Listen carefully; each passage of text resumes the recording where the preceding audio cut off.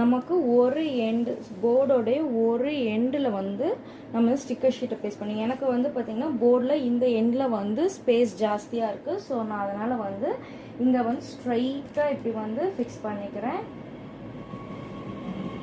So fix பண்ணதுக்கப்புறம் அந்த sticker ஷீட்டை இப்படி ஆப்போசிட் சைடில் திருப்பி விட்டுட்டிங்கன்னா, இப்போ ஆல்ரெடி நம்ம ஃபோல்ட் பண்ணி வச்சுருக்க அந்த ஷீட்டிங் இருக்குது இல்லைங்களா, ஸோ அந்த ஷீட்டை வந்து ஸ்ட்ரெயிட்டாக வந்து போர்டுக்கு வந்து ஸ்ட்ரெயிட்டாக இருக்கிற மாதிரி அப்படியே நம்ம கையில் வந்து கிரிப் கொடுத்துட்டு இந்த மாதிரி நம்ம வந்து ட்ரான்ஸ்ஃபர் பண்ணிடணும்.